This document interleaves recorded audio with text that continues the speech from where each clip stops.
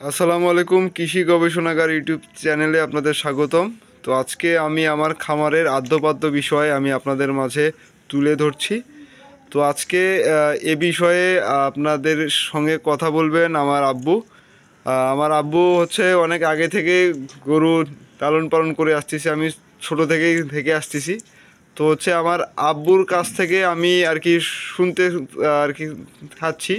তো হচ্ছে গরু হাড্ডিসার গরু মোটা তাজাকরণ ক্ষেত্রে কি কি করতে হবে?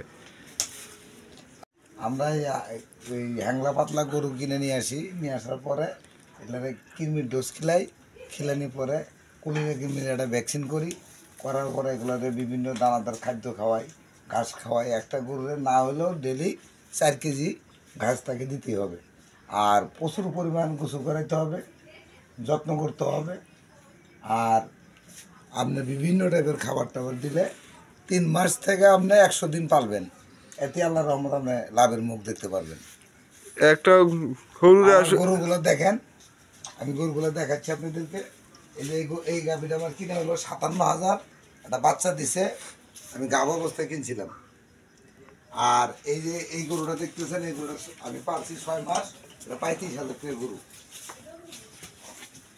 আবার এই একটা কিনে আনছে আজকে 1 সপ্তাহ হয়েছে, আপনার 37,000 টাকা দিয়ে কিনে নিয়েছি, একদম হ্যাংলা গরু।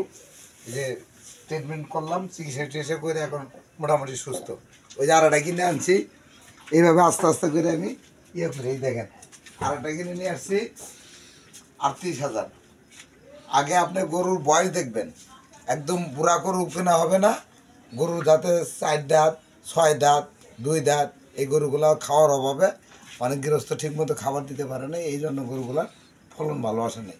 আপনি যত্ন করবেন, খিলাবেন, আল্লাহ রহমতে এতে অনেক পয়সা হবে। যারা বেকার ছেলে আছেন তারা এই কাজগুলো করবেন, বাড়িতে অল্প অল্প করে পালবেন। আসসালামু আলাইকুম, আমি আপনাদের থেকে বিদায় নিচ্ছি। এই হচ্ছে আমাদের পারিবারিক গরুর খামার। বর্তমানে এখানে আছে 4টি, আরও 2টি ক্রয় করার সিদ্ধান্ত রয়েছে। তো আপনারা হাড্ডিসার গরু অথবা গরু মোটা তাজাকরণ ক্ষেত্রে এই প্রসেসগুলো অবলম্বন করতে পারেন।